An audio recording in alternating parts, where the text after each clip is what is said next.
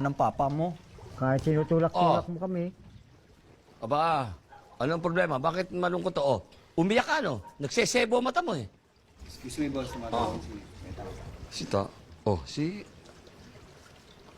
Yes. Yes, Monet.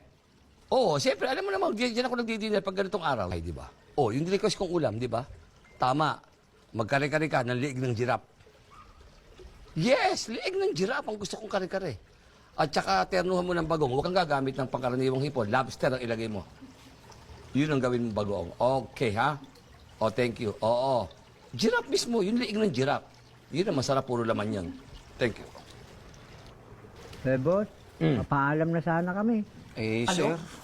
Ako po, alam namin na magugulat kayong malaki naman po ang sinasakot namin dito, sir. Pero gusto talaga namin makapag-US. O, baka gusto nyo, dadagdagan natin yung sweldo nyo. Huwag lang kayo umalis. At alam ko nagkakasundo kayo nitong anak ko. Kahit na ba linulunod kami dyan sa swimming pool, napamahal na rin sa amin. Gusto rin namin mapadagdag yung pamilya namin para makarating sa US. Ganun ba talaga? Oo, sir. Yan na ba desisyon nyo? Oo, sir. O, kita nyo, umiiyak na naman to. Kita nyo lumalabas sarsa. Huwag ka nang umiyak. Huwag ka nang umiyak. Haya mo. At di bale, papahanap tayo kay Mang Tomas kung paano magagawa sa'yo. Wala tayong magagawa. Ako, ayoko naman kayong pigilan. Gusto ko mandagdagan ng sweldo nyo. Kung pangkaraniwan naman talaga, gusto nyo makarating sa US. Ayaw kong hadlangan ng pangarap ninyo. Maraming salamat Wala po akong magagawa. Karapatan nyo yan na gusto nyo pa na makarating ng US. Kung sa akin lang, dito na kayo. At baka mamasyal ako ng US dahil doon ko to binibili ng mga underwear niya. Ngayon, kung wala akong magagawa, dala naman pigilin ko pag ang pangarap niyo mapunta ng US. Sir, sige. maraming salamat, sir. Sa lahat, sir. Sobrang thank you. Sige. Pero bago ang lahat, igawa mo sila ng allowance nila. Igawa mo ng cheque, ha? Doon nga kumuha sa bangko ko, yung bangko ko. Alam mo naman yung bangko natin, di ba? Yung Spalding Bank.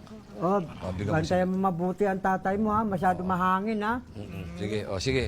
Sige, mag-ingat kayo. Sige, sir. Thank you. Hatid ko na kayo. Sige. Atin niyo yan. Sige, sir! Sige. Sakay nyo na sa sasakyan dyan, ha? Oo. Okay. Huwag ka nang umiyak. Kaya mo meron akong paraan dyan para sa'yo. O kayong dalawa, mabago tayo. Kayong dalawa, hindi kayo aalis, dyan lang kayo. Ha? Walang gagalaw, walang aalis, dyan lang kayo. Steady lang kayo dyan. Okay? Parang naibata ang lugar mo. Hindi, ito gusto. Ayan na. Di bawas ka na naman 500. Ang sinabi ko siya, magpakatatag. Okay? Pagka parang tumitig ka nga sa pantalon. Parang mali posisyon mo.